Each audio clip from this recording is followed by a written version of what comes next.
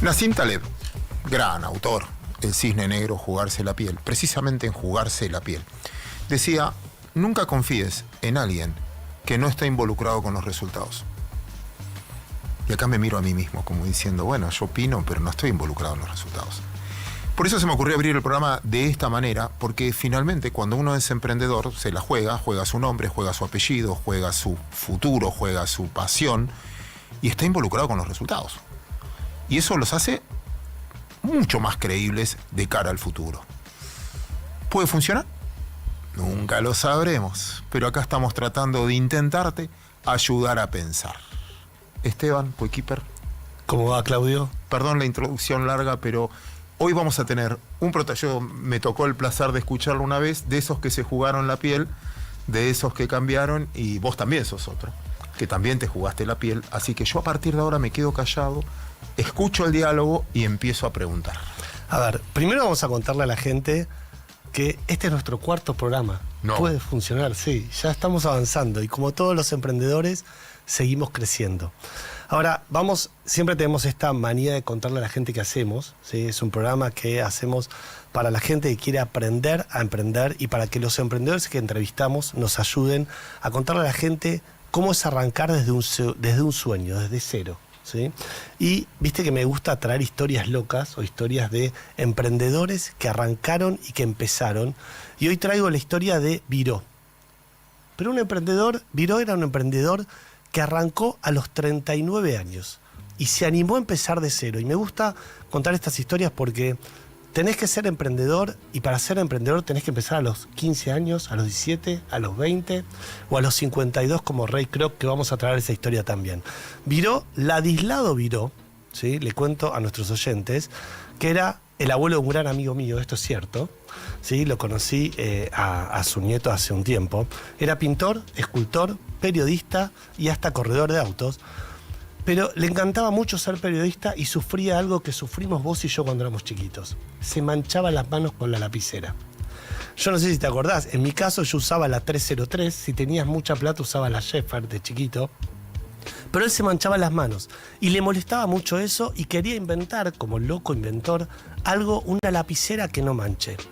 Un día, increíblemente, viendo jugar a los chicos en la calle, vio que estaban jugando con las canitas, para el que no sabe lo que son las canitas, bolitas de vidrio, que las tiraban por el piso y como había llovido, la bolita levantaba el agua y se iba secando sola. Y dijo, ahí está el secreto. Ese fue el secreto donde Viró inventó lo que todos conocemos, la virome. Y se llama virome en la mayor parte del mundo porque es el invento de Ladislao Viró con su socio Meyer, que increíblemente 10 años después la virome se usaba en la mayor cantidad de países del mundo. Entonces, ¿de qué vamos a hablar? De un emprendedor, un loco, un soñador, que lo único que hizo fue lanzarse a la calle, soñar y la famosa frase que siempre decimos, hacer que las cosas pasen. Hermosa historia. Muchas gracias. Así que hoy, ¿con quién estamos? Estamos con otro hacedor. Con Viró, con el nieto de Viró. Ojalá estaríamos con el nieto de Viró y con Viró. Pero bueno, Viró falleció hace varios años. Hoy trajimos para mí, tengo que decirlo públicamente, es un gran amigo mío, un emprendedor de la hostia para mí. Pero me gusta esta historia porque los padres querían que sea ingeniero y él a los 17 años decide hacer un curso de emprendedores, vaya a saber uno para qué. Vuelve a la casa de sus padres y le dice, yo ingeniero no voy a ser, voy a trabajar para mí mismo en una casa donde yo la conozco, sus padres profesionales, sus hermanos profesionales y profesionales muy grosos, y este loco quiere ser emprendedor. Así que empieza su primer emprendimiento en el secundario, que obviamente funde a los pocos días, seguramente él nos va a contar, crea una marca de ropa muy exitosa, que decide tirar después por la borda, nos va a contar. Un emprendedor súper exitoso, fue seleccionado por la Escuela de Negocios IAE, por el Centro de Entrepreneurship Naves, fue seleccionado por Endeavor, ¿sí? Y hoy, 14 años después de tirar las cosas por la borda, y prefiero que lo cuente él, a punto de cumplir 40 años y de empezar de cero, señores, este tipo empezó de cero, dirige una compañía que va a facturar este año $400 millones. Sucho, te juro, permitime llamarte Sucho, no me entra en la cabeza. Este pibe va a facturar $400 millones y todavía no cumplió 40 años. Y tuvo el tiempo de venir acá. No solo tuvo el tiempo que venir acá, y si no quiero que lo cuente, en el 2017, hace solo 9 años, esta compañía la compraba fundida por $1. Así que, buenas noches, Daniel Gesic, bienvenido. Contanos, a ver, explícanos cómo arrancaste primero, por favor. Primero nada, gracias por la invitación y estar acá es un placer, súper divertido y la forma en la que lo contaste es como un montón, o sea, así que voy a tratar de llevar la vara donde corresponde, si querés. Por favor. ¿Cómo empezó todo? Como bien dijiste, me despertaban todas las mañanas diciéndome buen día ingenierito, mi viejo, y mis hermanos eran ingenieros, él era ingeniero, y un día se me ocurrió viendo el diario, que para los que no, los oyentes jóvenes es algo que se toca, que tiene papel, que tiene distintas cosas que uno puede leer. Encontré una publicidad de un curso de entrepreneurship en una universidad que se llama la Universidad de San Andrés, y dije, ¿qué es el entrepreneurship? ¿Qué significa esto? Eran 2 semanas en verano, entre medio de las clases y demás. Hice ese curso, y me acuerdo que el primer día lo primero que hice fue llegar a mi casa y decirle a mi viejo, papá, voy a ser mi propio jefe. No voy a trabajar para nadie. Mis 2 hermanos y ellos habían estado siempre en compañías por lo menos 20, 30 años. Y el hecho de decir que era mi propio jefe, para mí era como diciendo, no voy a trabajar para nadie, iba a ser independiente. Hice ese curso, apenas terminé, presenté como el pitch, era un proyecto que estaba a base de bares de oxígeno. El primer aprendizaje, porque seguramente no tiene idea de qué es un bar de oxígeno, era el timing, el concepto del timing. Me duró poco el oxígeno, lo quebré rápido. O sea, yo voy al bar a tomar una coca, una cerveza, un agua. Ni siquiera, te ponías unas cánulas acá y dependiendo de lo que le ponían al oxígeno, te relajaba o te subía. Okay. Yo lo había visto en Estados Unidos, lo había visto en México y dije, tiene que funcionar en Argentina. El gran problema era que tenía 17 años, los industriales me miraban como diciendo, no papá, esto no va a funcionar, no tenés idea. Los chinos no me atendían el teléfono por la cantidad de que había que traer para acá. Y nada, después de perder algo de tiempo y un poquito de plata, desistí ese proyecto. Plata tuya, perdón la pregunta, plata tuya, amigos, ¿de dónde surgió? ¿A quién le fallaste? ¿A vos mismo o a algún inversor? Me fallé a mí mismo porque mi abuelo, que nos había dejado un Citroën 13B de herencia a los 3 nietos, un día estábamos preocupados porque mi hermano mayor no volvía con ese Citroën, nos encontramos de que el Citroën volvió hecho un moño, pero era la época del plan canje. Y mi madre en su momento dijo que con ese plan canje iban a dividir, digamos, lo que nos daban por el auto entre 3. Yo agarré esa plata y la invertí toda en este proyecto. Y la perdí, básicamente. Bueno, ¿Cuánto tiempo? El C3 también. Total. Y poco después de eso me encuentro con una persona que se llamaba... Bueno, entre medio tuve un pequeño Pero startup. cuando la perdiste la plata, me imagino que tu papá te dijo, bueno, flaco, ya está, jugaste, dedicate a estudiar y a trabajar. Correcto, me sugiere que vaya a una buena universidad. Tengo la suerte de que mis viejos me permiten ir a la San Andrés, que era una universidad bastante buena, digamos, y sigue siendo muy buena para la educación. Y yo me encontré en un lugar donde no podía trabajar, porque básicamente los horarios que iba a cursar era casi como una secundaria más. Era de las 9 de la mañana hasta las 5 de la tarde. Entonces empecé a tratar de rebuscarme, a ver qué podía hacer. En su momento empecé con un proyecto de remeras, eso me fue bien, pero no me divertía. O sea, remeras que imprimíamos por internet. Imagínense internet, estamos hablando en los 2000 y pico, 2006, 2007. Y me encuentro con un chico de la facu que tenía 2 años más grande. El profesor de la cátedra de Entrepreneurship nos dice, che, los 2 están hablando de lo mismo, de esa pasión que tienen por los deportes extremos, digamos, snowboard, surf y demás. Y los 2 queríamos hacer algo similar. Se llamaba Pablo Orli, para los que lo conocen. Él quería hacer una marca de ropa y yo quería hacer una marca de tablas. Entonces empezamos a trabajar juntos en ver cómo podíamos hacer esto un sueño, una pasión, y empezar a construir eso. Y empezamos haciendo tablas nosotros, en el quincho de mis viejos y en el garage de la casa de él. Para el que no sabe, el pegamento que se usa entre las láminas de la tabla se llama epoxi y es bastante tóxico. Entonces empezamos a tener algunos problemitas con... O sea, con de lo que la era nada te pusiste a fabricar tablas de surf. Sí, hacíamos de todo, tablas de surf, tablas de skimboard, de wakeboard, de distintas cosas. Y yo había hecho un colegio técnico, entonces me daba un poco de maña con esas cosas. Y bueno, empezamos y la calidad de las tablas no era la mejor, pero funcionaba, era económica. Y en paralelo empezamos a hacer pequeños eventos que generaban una comunidad eventos de encontrarnos un sábado en las barrancas de Martínez, ir a hacer wakeboard un fin de semana y así. Empezamos siendo 3 locos, 5 locos, 20 locos y a los 2 o 3 años hicimos el evento más grande de longboard del mundo, que se llamó Longboard Day. Fue el tercer evento, la tercera edición, que salíamos de Florida y Córdoba y venían de todos lados, de Canadá, de Estados Unidos, todo a conocer qué era este evento. Y nos filmaba la gente, la policía. Y me acuerdo todavía que hay una tapa de River Boca, domingo. River Boca era un cuadradito así chiquitito y la foto principal era miles y miles de chicos andando en patineta por el centro de Buenos Aires. A ver, ¿cómo siendo un crack de la comunidad de surfers, de la comunidad de skaters, o sea, cómo de pronto te convertís en fabricante, en industrial, ¿sí? Y de pronto, por lo que escucho, tirás todo por la borda, decidís cerrar esa compañía e irte a comprar otra, ¿sí? Pero quiero aclarar esto. No es que decidís irte a comprar una compañía exitosa y decís, mira, ¿sabes qué? Voy a integrarme en la cadena de valor y me voy a ir a comprar Riff. ¿Ah? O sea, vos decidiste tirar todo por la ventana e irte a comprar una compañía. Vamos a aclarar a la gente. Daniel Gesic, CEO de Avenida Más hoy, pero cuando vos la compraste era avenida.com. De todo lo que estudié de avenida.com, que tengo más años que vos, avenida.com se crea en Argentina para competirle a Mercado Libre y a Amazon. Es decir, que es un sitio de internet donde yo puedo comprar los zapatos o la impresora, lo que fuera, y me va a llegar mañana a mi casa. Vos decidís comprar avenida.com y aclarémosle a la gente, fundida, pero totalmente fundida por $1. O sea, ¿cómo paso de soy exitoso, vendo tablas de surf, tengo una comunidad, la gente me sigue, aparezco en la primera tapa del diario y tiro todo y me voy a comprar una compañía fundida? Explícanos un poco porque no me está cerrando la ecuación.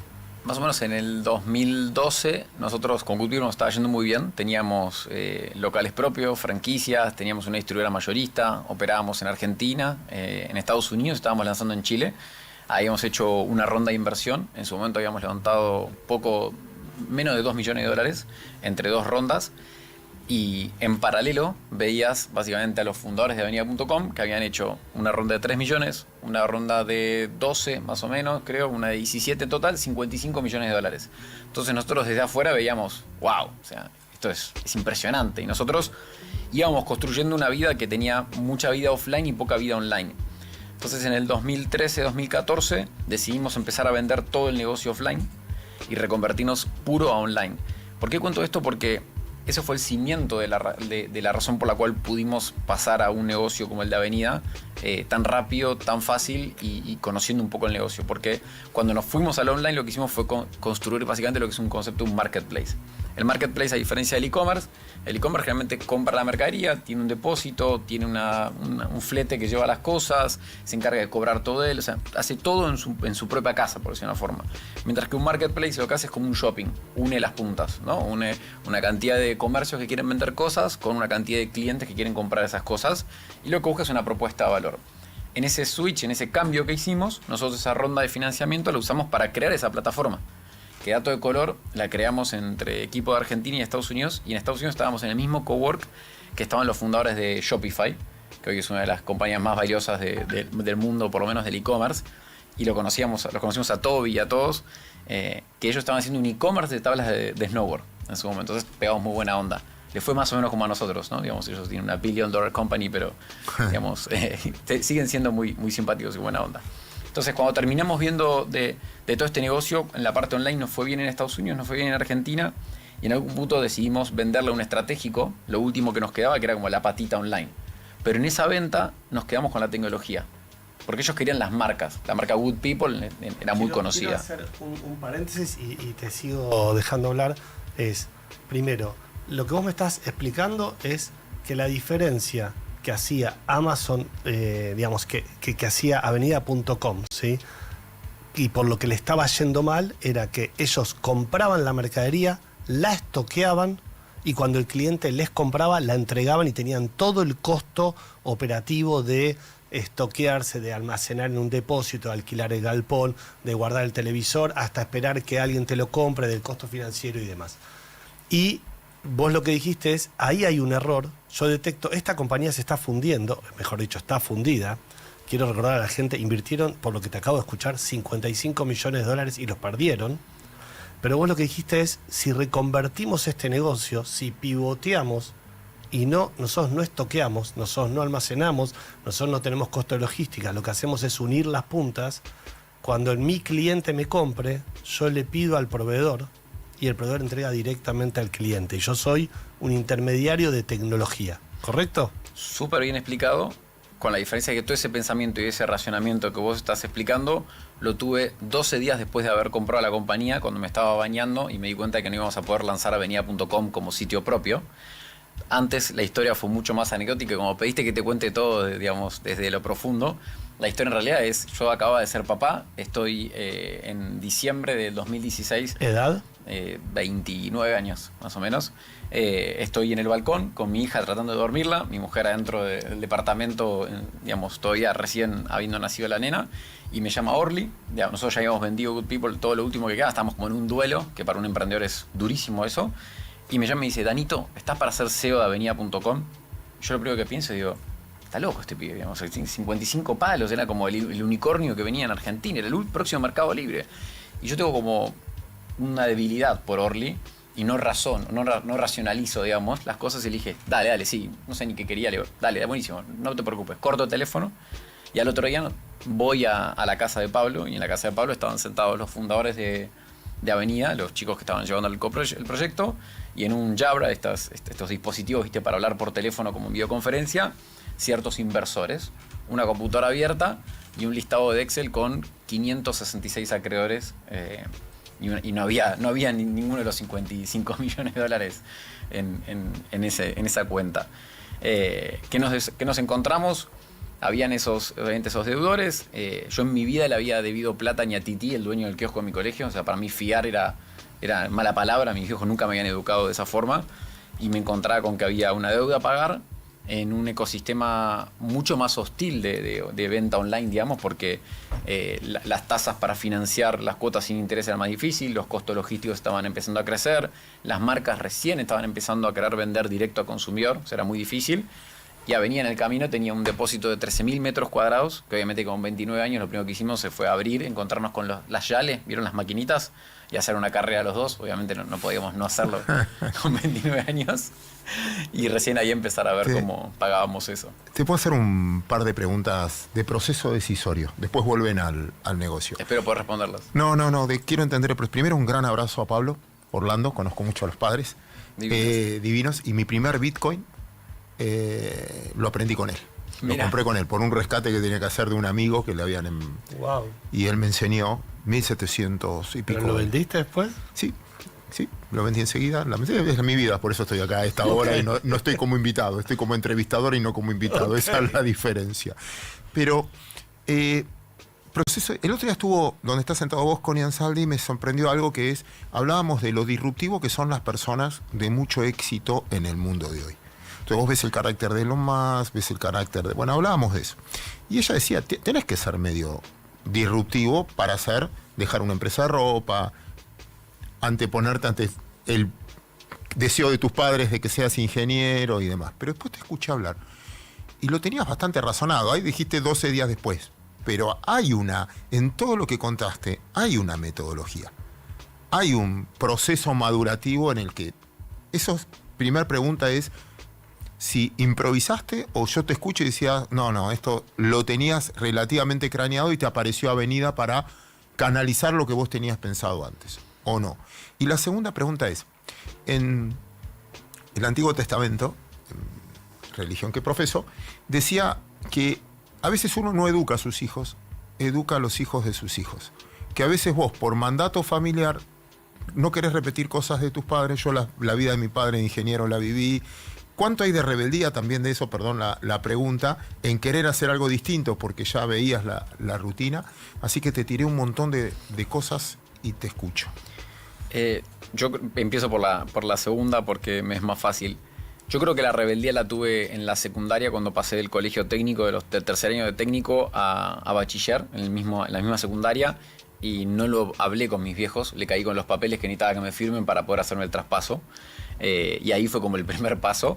Pero paradójicamente mi viejo ya estaba casi retirado, digamos, de haber hecho 30 años en una corporación y estaba invirtiendo en algunas compañías chiquititas, había hecho una nueva y yo no tenía ni idea qué significaba eso. O sea, para mí él decía que era un socio capitalista. Entonces nunca lo interpreté como que era un emprendedor. Pero al final del camino también era un emprendedor. En paralelo tenía a mi vieja, que era una bestia, que no paraba de laburar, que no paraba de hacer cursos, de dar charlas, de hacer cosas de pedagogía y que veía que emprendía, digamos, del lado educativo, pero nunca conocí la palabra, digamos, emprender. Entonces yo creo que quizás la rebeldía me duró poco, porque tarde o temprano ese legado, en realidad, más allá de la parte de la profesión del ingeniero, que para mí, chapó, mis hermanos, o sea, yo lo veo a mi hermano que vive acá en Argentina, que es un ingeniero industrial, y vos decís, ¿por qué no fui ingeniero industrial? Me hubiese servido tanto, me hubiese sido mucho mejor en un montón de cosas. O sea, para mí son mentes increíbles, pero yo no estaba capacitado para hacer eso, yo quería hacer otra cosa, yo quería emprender, y durante la facultad emprendí y me mandé a emprender. Entonces yo creo que esa parte quizás no fue tanto de romper el mandato, sino de, no sé, quizás demostrar que podía hacer algo quizás grande y por fuera de ese mandato, posiblemente. Lo tengo que hablar con María Angélica, mi psicóloga, que es la psicóloga del grupo de emprendedores, by the way. Y volviendo a la parte racional, yo vivo de la improvisación, disfruto, o sea, tengo que ir a una charla, y ahora tengo justo, en breve me toca una charla TED, y las charlas TED son totalmente opuesto a lo que estoy acostumbrado a dar charlas. Hay que preparar un script, hay que preparar 4 slides, hay que ser conciso, y es como, dura 18 minutos. Nada, es cortita, tipo, es como, tiene una estructura que para mí, la estructura me destruye a mí. Pero al mismo tiempo estoy aprendiendo un montón de eso, y dentro de esa estructura trato de improvisar dentro de lo que puedo. Ahora, la realidad es que uno improvisa a base de algo que tiene detrás, y en eso lo que nos pasaba era que todo el tiempo estamos, y yo creo que todos los emprendedores tienen esa capacidad, y aún más los emprendedores latinos y aún más los argentinos, de vivir pensando a base de escenarios. Y lamentablemente no escenarios positivos. O sea, uno siempre piensa, ¿qué me puede salir mal si hago esto, si hago lo otro, si muevo esto para acá, si compro esto, si vendo esto? Está todo el tiempo pensando desde lo negativo, paradójicamente, y por eso te prepara capaz para tener mayor cintura que quizás otras personas. Entonces, nosotros ya habíamos vivido la transformación de un e-commerce a un marketplace en una industria más informal. O sea, hablabas de Riff, ir a sentarnos con los dueños de Riff que estaban sentados en La Joya, California, a decirle, yo no te compro más la mercadería, me la vas a tener que disponibilizar y entregársela al cliente, y se me mataban de risa. O sea, me dicen, voy a abrir un pallet, después una bolsa con toda la curva de remeras y voy a entregar una remera por vos. ¿Estás loco? Pero habíamos vivido eso y sabíamos que el camino iba hacia ese lugar. Entonces lo que nos quedaba era, mientras que íbamos a tener que refinanciar esa deuda, de los 566 habían 300 y pico que eran comerciales. Entonces el tipo que estaba refinanciando esa deuda, al mismo tiempo quería vender. Porque estaba la persona que no había cobrado su bono, porque lo habían colgado los anteriores, porque tenían que vender por una necesidad y un montón de otras razones. Entonces, para nosotros fue más yo conozco este negocio, yo tengo una tecnología que me lo puede habilitar, me falta ver cómo traigo demanda a esa oferta que yo voy a estar generando en una plataforma que ya conozco. Una pregunta ahí, perdón, un segundo más. Por favor, usted es el jefe. ¿Le tenés miedo a los agentes que el día de mañana yo use agentes de IA y reemplace al marketplace? Siempre, o sea, yo vivo adicto a esto, no sé si te pasaron por cucaracha, te dijeron algo. No. O sea, hoy tengo mi clase de inteligencia artificial con Muki Tenemo y me dijo eso. Espectacular. Hoy, desde el 16 de febrero, que para mí todo cambió y se volvió el año de los agentes oficialmente, yo me creé 72 agentes para mí. Y no son el agente de ver si voy al gimnasio o si... No, agentes que realmente me ayudan. Hace poco le contaba a los chicos de que tengo uno, por ejemplo, me peleó el invoice contra Hertz, que había alquilado un auto, y me decían que no había cargado la nafta. Y yo por costumbre había sacado una foto al ticket cuando pagué, y fue el agente, discutió, le ganó y encima se llevó un voucher. Entonces, amo los agentes. Y doy fe que el gran problema no es que va a cambiar la forma en términos de los marketplaces, sino que la tecnología ya no es un factor de defensibilidad. Pero ya hoy, ahora. O sea, 2 pibes sentados en Tucumán pueden estar haciendo un mejor marketplace que tenemos nosotros. El desafío es todo el concepto del moat, es todo el concepto del ecosistema que vos podés tener alrededor, de esas relaciones interpersonales con los operadores logísticos, con los 9.000 sellers que tenemos alrededor, con la data que nosotros ya cultivamos y que tenemos la posibilidad de trabajar con los bancos, en el caso del negocio de Avenida. Y es parecido, salvando las infinitas distancias, con el desafío que tiene Mercado Libre, el desafío que tiene Amazon. La diferencia es que ellos hoy, esa data ya la tienen mucho más trabajada y tienen la posibilidad de poder disponibilizársela a estos agentes. Ahora, yo creo que la adopción va a ser rapidísima, lo que va a pasar es lo mismo que pasó en la pandemia. Mis viejos empezaron a comprar por WhatsApp la comida, por ejemplo, cosa que no pasaba antes. Yo empecé a tener otros patrones de compra. Pero lo que va a pasar es que a nivel generacional, mis hijos que hoy ya usan las herramientas con 7 y 10 años de AI como naturalmente, de la misma forma que yo jugaba en la 486 al Prince of Persia, tipo, o sea, hace 40 años casi, va a ser nativo. Entonces cada uno va a tener que adaptarse. Entonces nosotros tenemos una responsabilidad de disponibilizarnos a esos agentes y después buscar cuál va a ser nuestra defensibilidad, digamos, comparativamente con lo que estamos hoy. Quiero hacer doble clic con varias cosas que dijiste. Primero vamos a recordar a los oyentes que estamos todos los martes de 20 a 21 en vivo por Radio Now. Eso que está escuchando los auriculares y Sí, le marcaron porque... que hace mucho no hablamos. ¿Quién es? Ahora va a decir el nombre del invitado. Es muy obediente, Don Wolf. A diferencia de lo que vos estás diciendo, me estoy sintiendo cada vez menos emprendedor. Pues yo escribo el programa. Claudio tiene magia innata, ¿sí? Pero yo tengo que escribir, tengo que pensar quién sos. Y encima te conozco hace más de 20 años. Pero bueno, vamos en vivo todos los martes de 20 a 21 con el gran Claudio Suchovicki. Quien les habla, Esteban Wolf. Hoy estamos entrevistando a Daniel Gesic. Para mí, el grosso. Uno de los mejores CEOs que conozco. Le dijo a todos los invitados lo mismo. Todos lo mismo, ¿no? Sí. Te acostumbrás. Acabas de decir que compraste, o lo dije yo, avenida.com por $1, y quiero hacer doble clic sobre eso. Dijiste que tuviste 566 acreedores, o sea, gente a la que avenida.com le debía plata, y hablaste de ronda de inversión. Quiero aclarar a los oyentes que es una ronda de inversión. Es cuando un emprendedor va a buscar dinero al mercado, o sea, lo que le pide a distinta gente que sea su inversor para poder comprar una compañía o para poder desarrollar el negocio. Pero busca a varios inversores al mismo tiempo. Lo que quiero entender es, vos agarraste, hiciste una ronda de inversión para comprar avenida.com y dijiste, che, a los 566 acreedores, a los 566 tipos o empresas a los que se le debía plata, ¿cuánto se le debe? $100 millones. Bueno, agarremos $100 millones y vamos y pagamos, o fuiste a negociar uno por uno con cada uno de ellos.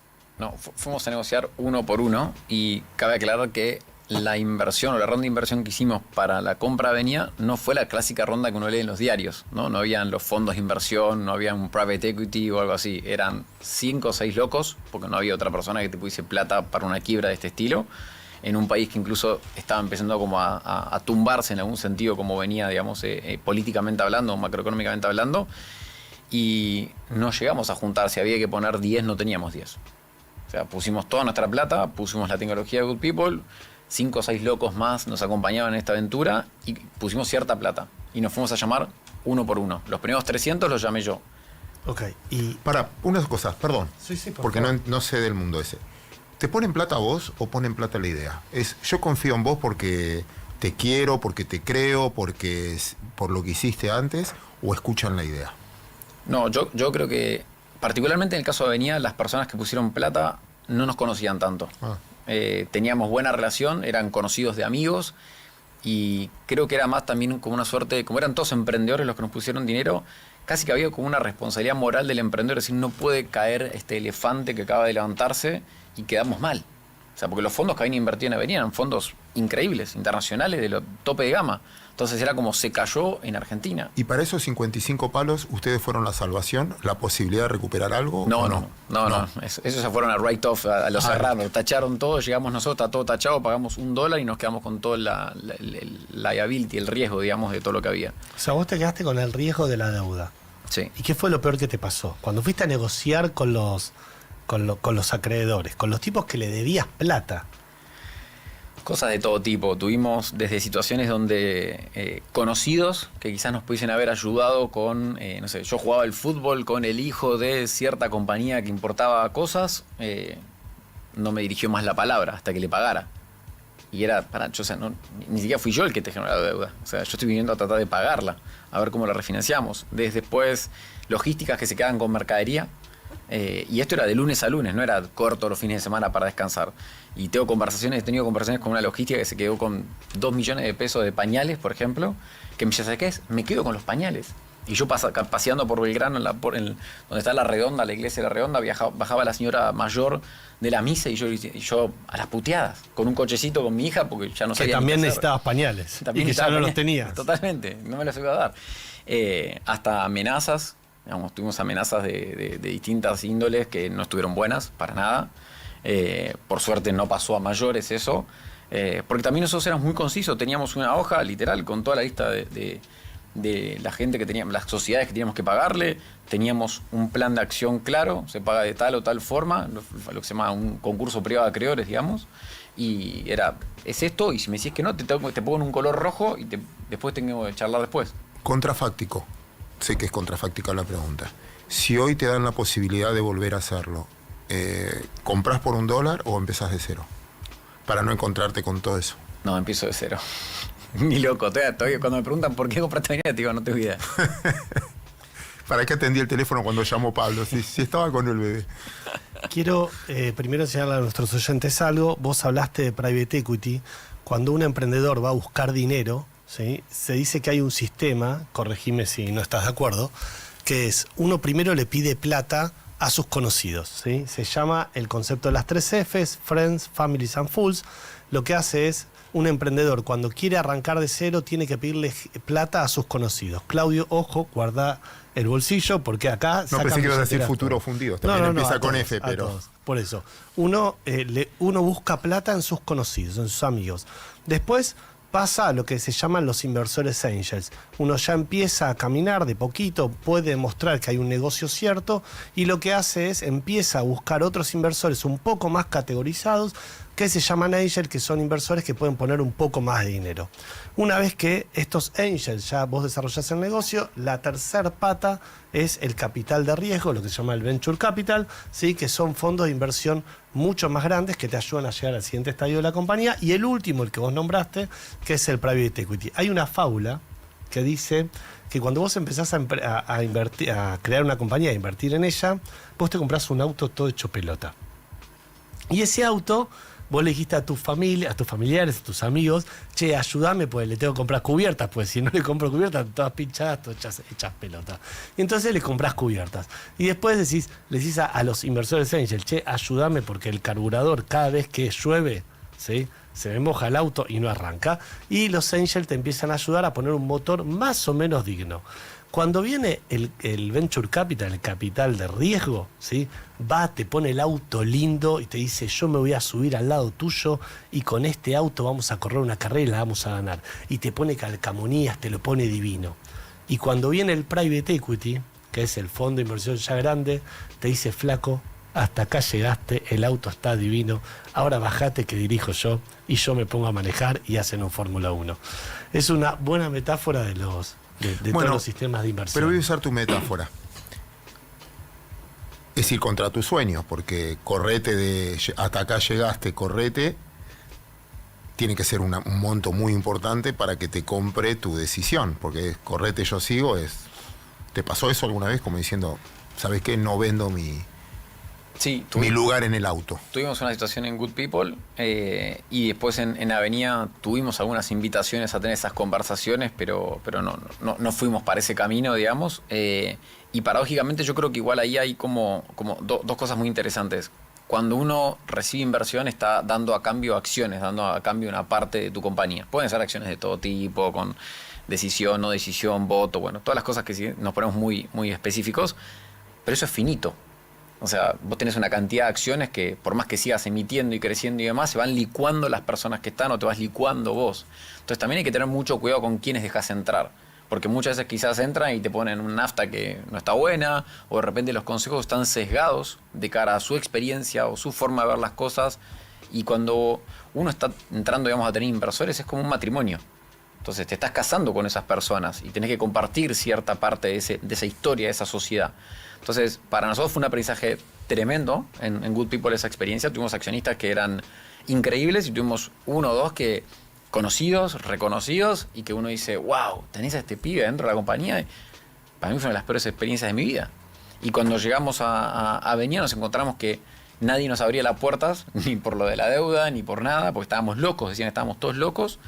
Y 4 o 5 años después, de repente ahora vienen fondos que ven una compañía que, digamos, genera ingresos, que está creciendo, que está en varios países, y empezás a tener otras conversaciones y decís, ahora venís a juntarte. O sea, hace 5 años necesitaba ayuda. Ahora, ¿cómo reconvertiste esta empresa? Una empresa fundida que la pagaste $1, que había perdido $55 millones. Había invertido, gastado. Bueno, invertido, gastado, mal gastado, mal invertido.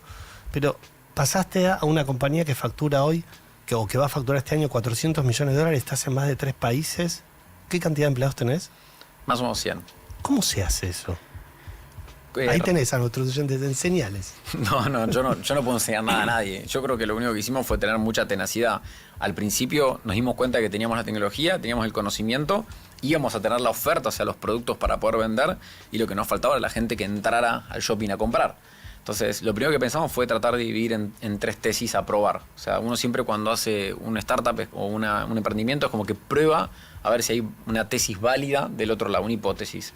Entonces, nuestras 3 hipótesis fueron buscar siempre una comunidad cautiva del otro lado. O sea, gente que estuviese buscando algo y que la propuesta de valor que le estuviesen dando no fuese la mejor. Fuimos a comunidades virtuales, fuimos a medios de comunicación y fuimos a entidades financieras, bancos, mayormente.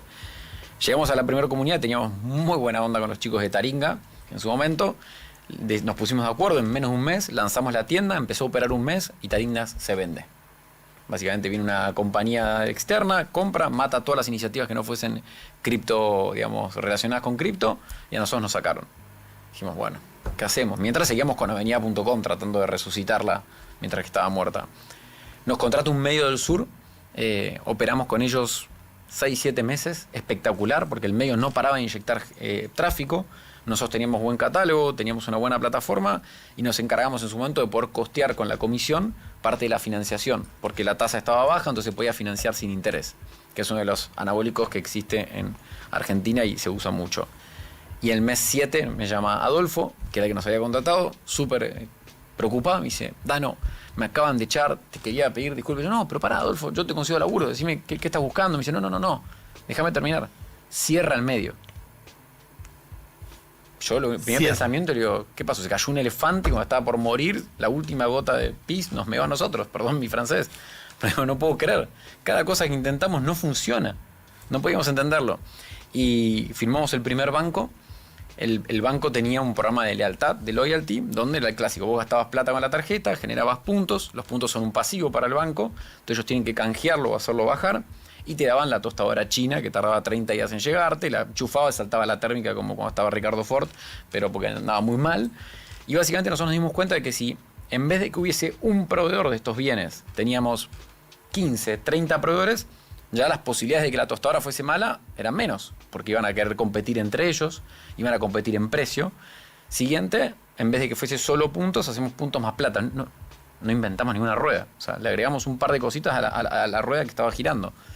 Y tercero, le propusimos al banco de que esto tenía que ser un negocio, porque no podía ser que Amazon, Mercado Libre y tantos otros cobraban una comisión por darle acceso a un tráfico que quiere comprar y ellos se lo regalaban. Entonces hicimos el primer proyecto y una vez que lanza, me acuerdo patente, estábamos sentados, estaba mi CTO de tecnología, mi CMO de marketing, estábamos yo, mandan el primer newsletter, o sea, el primer mail del banco, y en 17 minutos vendimos como $400.000 a hoy. 17 minutos. Wow. Lo primero, pero no nos dimos cuenta. Empezamos a buscar a ver si estaba fallando mal, si no entraban las tarjetas, si estábamos viendo un dato que estaba inflado mal, la base de datos no andaba, no entendíamos. ¿No? Estaba funcionando.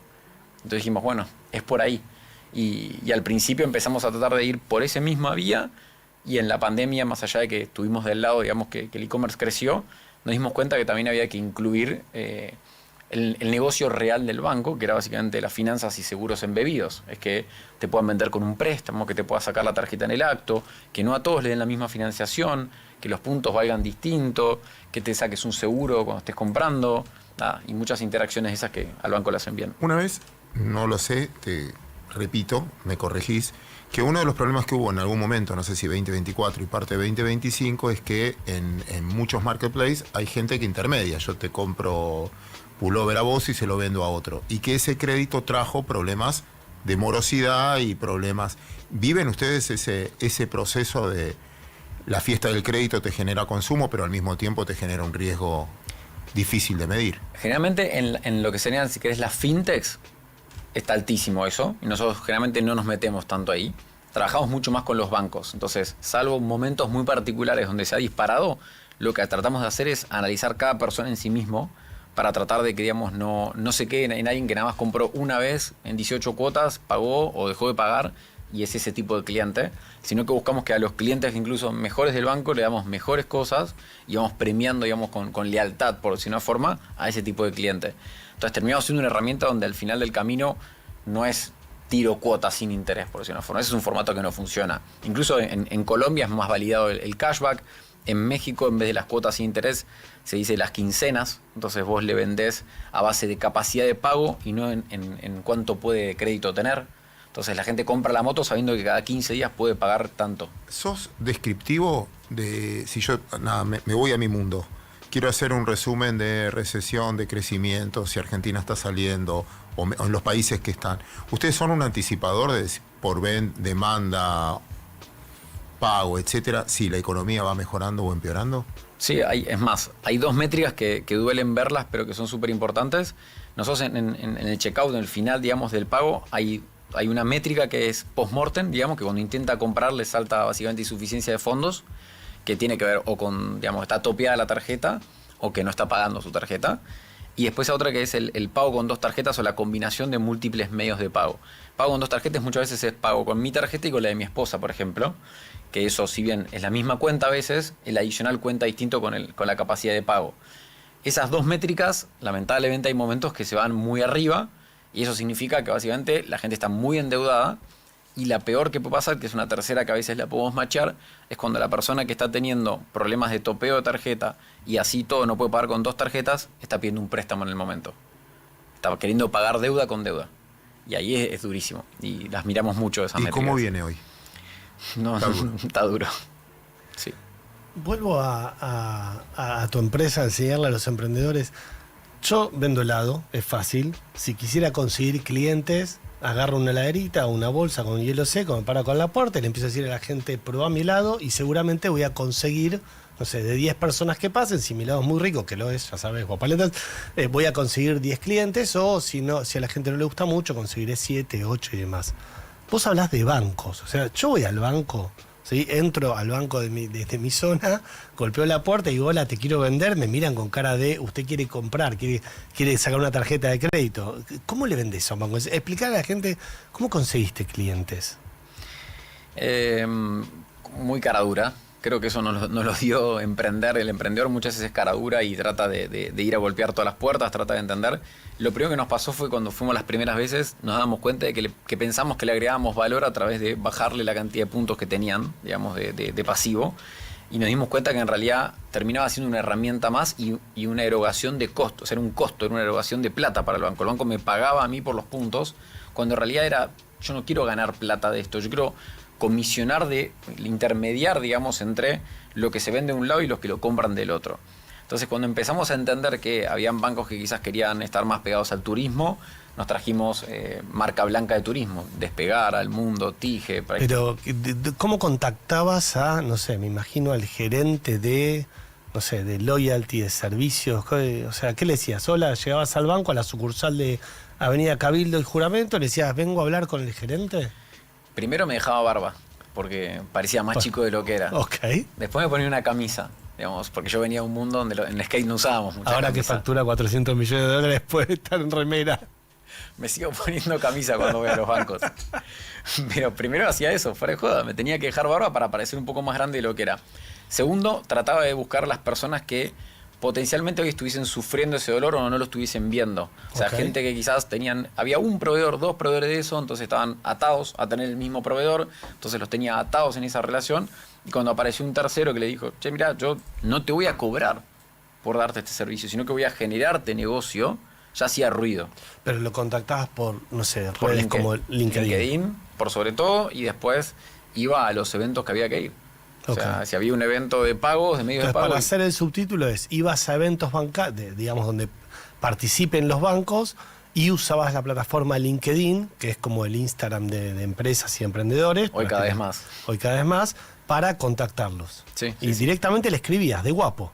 De cara dura. Sí, ahora te escriben Ok. 250 agentes vendiéndote cualquier cosa, ¿no? Ok. Pero en su momento era más escueto, entonces tratabas de explicarle, después era ir a mi facultad y fijarme a ver quién conoce a fulanito y fulanito conoce a tal persona, pero yo hasta no golpear la puerta indicada y sentarme y tratar de venderle e insistirle hasta que compre, no paro. Bien. Empecemos con algunas preguntas más personales, porque la gente está diciendo, este tipo es súper exitoso, ¿sí? ¿Cómo lidias con tu tiempo? O sea, me imagino que facturando $400 millones, yendo a todos los países, sos el CEO de la compañía, dirigís 100 personas, a tu hija, que tenía nada, recién nacida cuando empezaste a los 29 años, ¿la conoces? O sea, ¿la ves todos los días? No sé, contanos. Soy un padre presente, porque aparte no nombraste que estoy entrenando para un triatlón. Con lo También cual, entrenás para un triatlón, sí, ok. corro, ando en bici, nado y voy un poco al gimnasio. Soy un padre presente porque trato de que los momentos que estoy con ellos que sean de calidad. Soy que los lleva todos los días, salvo cuando estoy de viaje, al colegio a la mañana. Soy si puedo ir a buscarlos y si no ir a llevarlo a fútbol, y si tengo que ir al fin de semana a hockey, me voy a hockey, no tengo ningún problema. Ahí no usas un agente para que lo... No puedo. No puede. Ahí no puedo. Encima mi hija le tiene un poco de miedo a los humanoids, porque me vi en un evento de inteligencia artificial abrazando a uno y quedó medio traumada. Así que bueno, será otro tema. Pero no uso agentes para eso, y lo que sí es, trato de buscar cómo eficientizo mi tiempo, no a costa de ellos sobre todo. Entonces he llegado a tomar llamados que sé que no tengo problema, digamos, de estar arriba de un rodillo. Rodillo es donde pones la bicicleta y estoy pedaleando. De repente los domingos que tengo que correr y hacer lo que se llama el fondo, que es cuando tenés que correr mayor distancia, le ofrezco a ella que se venga conmigo y se viene en bicicleta. Tiene 10 años, entonces capaz hacemos 15 o 20 kilómetros y ella va al lado. Y puedo tener problemas como que de repente me lleva el Gatorade y vinieron 3, 4 amigas, y cuando estoy en el kilómetro 18 tengo que hidratarme y se tomaron la Gatorade. Igual, acordate, se va a vengar. Seguro. Y cuando tenga 16, 17 años te va a decir, yo no quiero ser emprendedora, yo quiero trabajar de ingeniera en una compañía, en una corporación. Muy factiblemente vaya a pasar algo así, y yo siempre le digo que haga lo que quiera hacer, no tengo problema, pero que lo haga con mucho disfrute, que disfrute lo que haga, porque eso lo va a hacer perfecto, sí, está buenísimo. Y Dano, bueno, te agradezco digamos, la explicación, porque tenemos una madrina en común, Silvia Torres Carbonell, a quien estamos muy agradecidos los dos, y ella siempre nos enseñó y dice que el mejor emprendimiento que podemos tener es la familia. Así que es muy lindo que te ocupes y que la lleves al colegio y que la hagas entrenar. Seguramente la estás queriendo formar como maratonista, pero ese es un detalle como accidente. ¿Cuál fue el error, ese error que te dolió que cometiste? Yo creo que uno, sobre todo cuando sos emprendedor joven, idealizás mucho a algunas personas, porque los ves en los medios, porque escuchás, porque pensás que saben, porque pensás que quizás te pueden traer algo, y mismo esas personas que están en un pedestal tienen los mismos problemas que tenemos nosotros, problemas de salud, problemas con tu mujer, problemas con el laburo, lo que fuese, y muchas veces lo que me pasó fue que quizás cedí ante algún inversor que potencialmente pensé que me iba a dar algo más que dinero y que me iba a poder ayudar y explicar, y fue un error. Y por suerte tuve un encuentro con pares. Vos te conocí incluso en ese momento donde yo estaba muy abajo con mi situación, y me permitieron ver la realidad.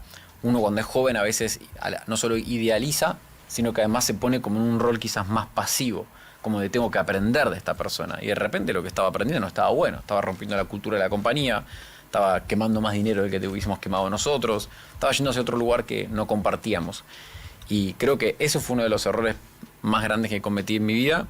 Y si tuviese que decir, creo que un error muchas veces que cometemos nosotros cuando armamos equipos es no darnos cuenta de que si alguien que no está performando está complicando a todo el otro equipo, a toda la compañía, ¿no? Y a veces hay que tomar decisiones que no están buenas, pero hay que también hacerlas rápido, esas decisiones. Y yo creo que eso fue un aprendizaje que me costó.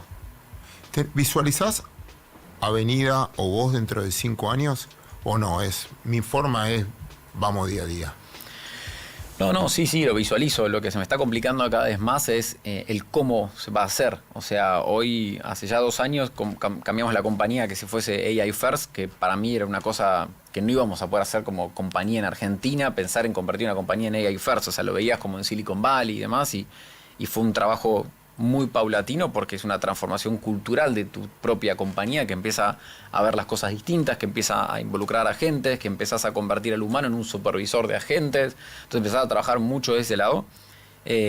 Yo creo que tenemos una suerte de ventaja de cara a un montón de otras compañías, que es que le vendemos a bancos, que significa que es un negocio enterprise muy grande, muy difícil, que tiene compliance, que tiene regulaciones. Entonces eso nos da como al nosotros cumplimentar todo esto, nos posiciona en un lugar distinto que si mañana viene OpenAI y te dice, acá tenés una versión de Marketplace para vender con los bancos, no va a funcionar, o sea, eso va a tardar, va a haber que verticalizarse eso.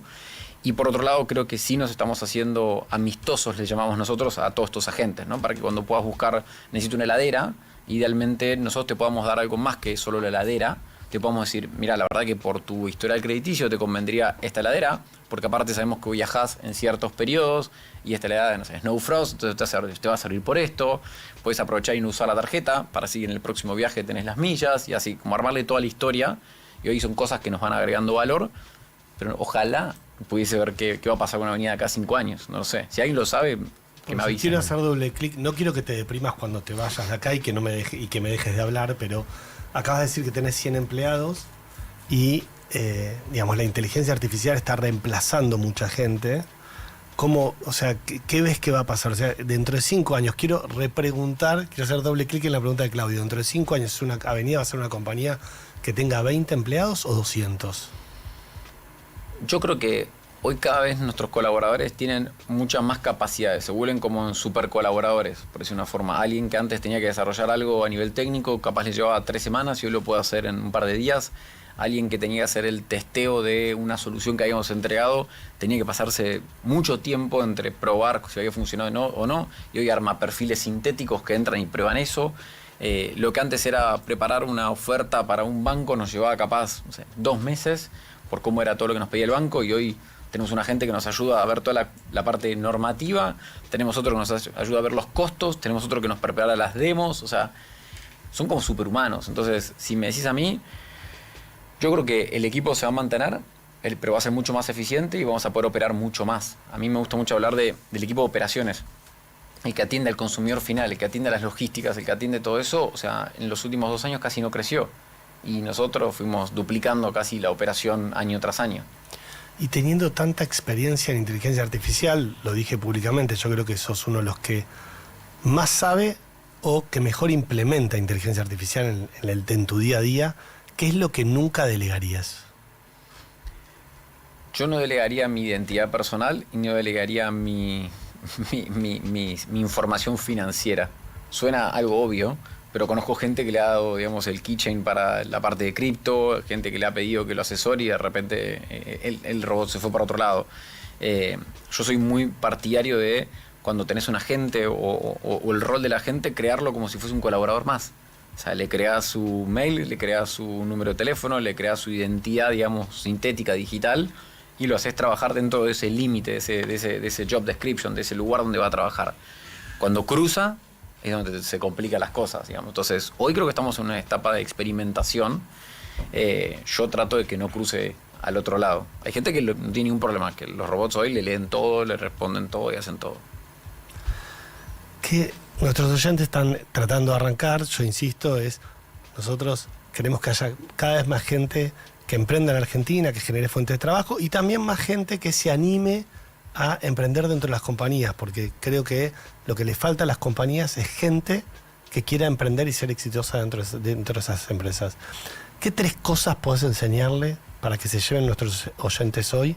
¿Qué 3 cosas tiene que hacer? Tampoco es tanto, son 2 oyentes. O sea, no es que le tenés que hablar a un montón de personas. 3 porque mi mamá va a escuchar seguramente. Hoy. Después le Bien. pasamos para Bueno, que escuche. contale a tu vieja entonces que... ¿Qué 3 cosas les puedes enseñar a nuestros 2 oyentes y a tu mamá para que arranquen? Yo creo que primero voy a pasar por decir algo que me genera muchísima envidia y yo no sé si es sana o no sana, las oportunidades que da la inteligencia artificial hoy a cualquiera que quiera emprender. O sea, digo, en mi época me acuerdo cuando una vez nos vino el primer franquiciado de Good People, nos vino a preguntar de quién era la marca. Y nosotros hay una frase en inglés que es fake it till you make it, que es como aparentá hasta que lo seas. A esa pregunta le dijimos, es una marca estadounidense y nosotros tenemos la master licencia de esa compañía. O sea, la marca no era tuya. Era nuestra, obvio, pero okay. 2 sargentos de 22 y 24 años. ¿Le vas a poner plata para una que franquicia? Que no te habías dejado la barba. No, Okay. era peor, era más joven. Entonces, ¿qué hicimos? Tuvimos que ir a hacer un blue book de una franquicia, de un día al otro, porque el tipo se iba al otro día a su provincia. Hoy eso, tirás 3 prompts y es 20 veces mejor que el que han hecho durante 40 años para Starbucks. Entonces, ese tipo de cosas, o la posibilidad de pimponear con alguien que obviamente tenga cierta estadística en la respuesta y te va a querer ser condescendiente, pero las oportunidades que tenemos en inteligencia artificial son ilimitadas. O sea, yo cuando emprendí tuve la suerte que si me caía tenía una red de contención. O sea, yo no me caía al vacío. Alguien me iba a estar acompañando, un ingeniero me iba a estar acompañando en el buen sentido para que vuelva a estudiar y que siga. Hoy no necesitas nada. Tenés una red de contención que se llama la inteligencia artificial y puedes empezar a usarla. Entonces, yo soy un fiel creyente de que hoy la sociedad se está dividiendo en dos. Los que usan este tipo de herramientas de forma genuina y hacen todo lo que tienen que hacer, desde crear un agente, probar y experimentar con todas las herramientas, y quienes simplemente promptean o no hacen mucho más que eso. Perdón, sé que estamos sobre el final y sé que estamos terminando. Tenés que hablar con tu hija y le tenés que aconsejar.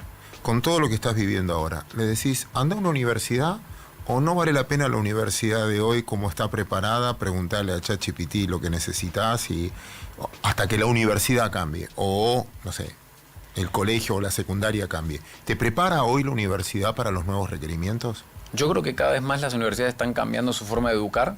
Tuve la suerte de estudiar también afuera y veo lo que está pasando también acá. Y lo que me pasa es que como soy medio inquieto, me involucré hasta en el colegio de mis hijos y fui a dar capacitaciones de inteligencia artificial a 400 docentes. Me fijo cómo lo están reconvirtiendo, me fijo cómo trabajan, digamos, dentro del colegio. Y yo creo que hoy soy medio vieja escuela y le diría, anda a alguna universidad o a una institución educativa, pero que sí, solo sí dentro de eso tengas mucho foco en todo lo que es las soft skills, digamos, la parte blanda del ser humano, el pensamiento crítico, que es algo que para mí o sea, no se negocia el pensamiento crítico con estas herramientas, y que haya muchísima experimentación.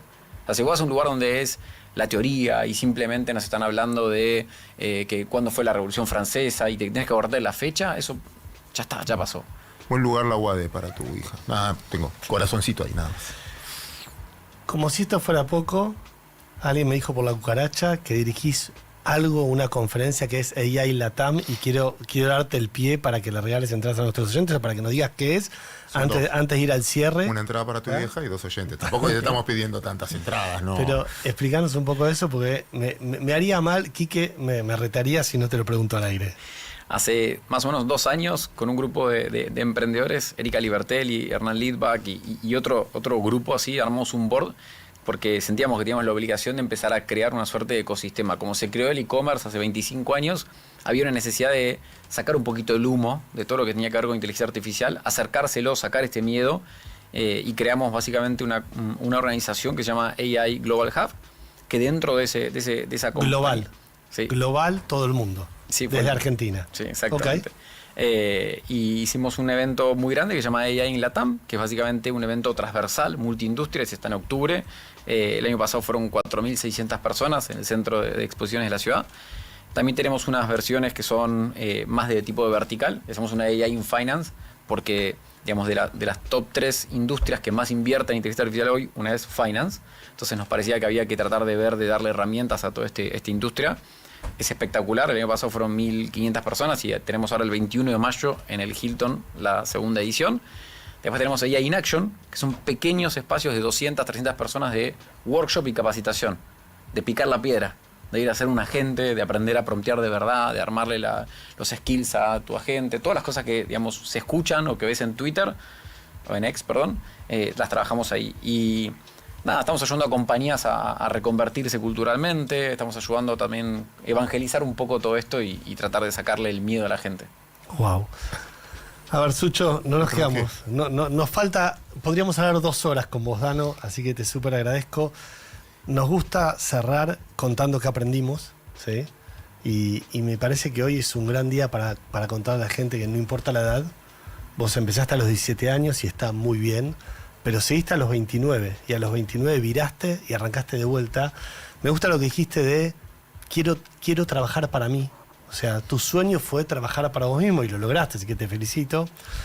Pero me parece que está muy bueno algunos tips que dejaste, que está muy bien ser un poco rebelde, está muy bien ser un poco improvisado.